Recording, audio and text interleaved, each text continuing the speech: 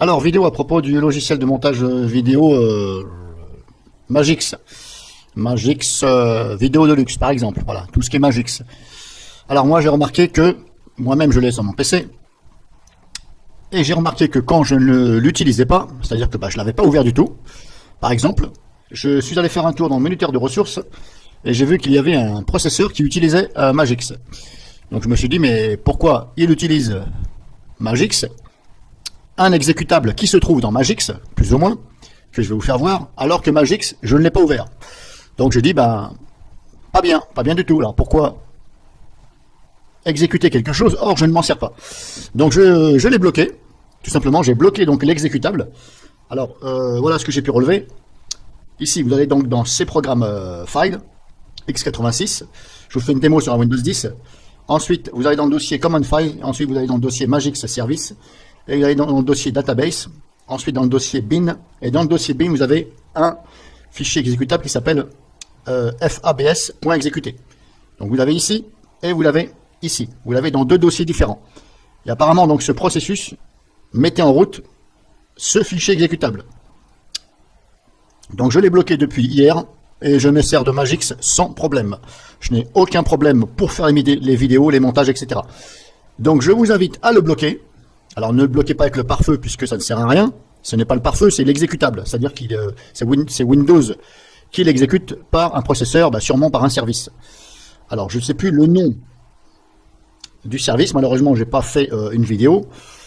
Le nom de la ligne que je voyais ici dans le moniteur de ressources. Ici, j'ai vu une ligne avec le nom qui portait en allemand. C'était écrit en allemand. Donc c'est ça qui m'a fait tilt. J'ai dit, mais qu'est-ce que c'est que ça? J'ai dit, c'est bizarre, c'est depuis que j'ai installé Magix que je vois cette ligne. Donc c'était marqué en allemand.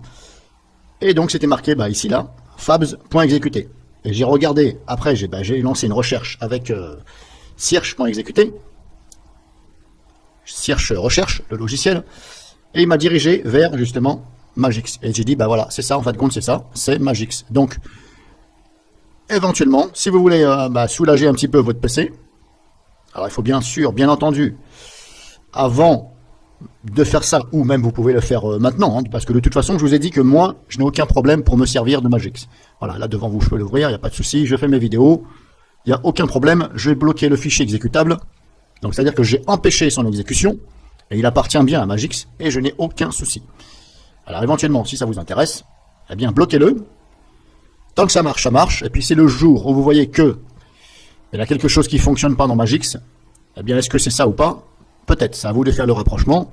Si vous êtes sûr que ça fonctionnait avant, tout ça, voilà, moi j'ouvre Magix, je peux vous assurer que je fais des montages, tout ça, je n'ai aucun problème. Donc pour l'instant, ça ne nuit en rien, donc j'ai pris le droit de le bloquer, mais comme je vous dis, il faut le bloquer de son exécution. Bon, moi je le fais avec mon antivirus, c'est-à-dire que je vais dans le contrôle parental, dossier et fichier, et je le bloque carrément l'exécution. C'est-à-dire qu'il ne peut pas s'exécuter. C'est-à-dire que il ne pourra plus être utilisé par un processeur puisque il ne peut pas être exécuté. Et comme là, si vous voyez,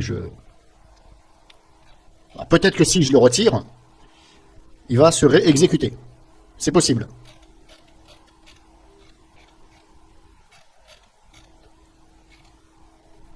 En tout cas, je peux vous assurer qu'il était bien là et c'est le bon endroit. Donc éventuellement, relevez ici les deux lignes. Regardez pour vous si vous avez ce fichier-là. Donc ça s'appelle fabs.exécuté en majuscule. Et il est à deux endroits différents. Donc il faut voir de votre côté avec quoi vous pouvez bloquer un exécutable. Parce que tous les antivirus ne peuvent pas bloquer les exécutables. Donc soit bloquez-le si vous avez un pare-feu genre Comodo. J'ai déjà fait une vidéo où vous le bloquez. Regardez que votre antivirus. Ça là-dessus, c'est à vous de vous débrouiller. Moi, je ne sais pas. Donc après, libre à vous de le faire. Moi, je l'ai fait. Ça évite que ça me bouffe un processus pour rien. Et ça consomme, etc., etc. Donc après, c'est à vous de voir. Moi, je vous donne de l'information.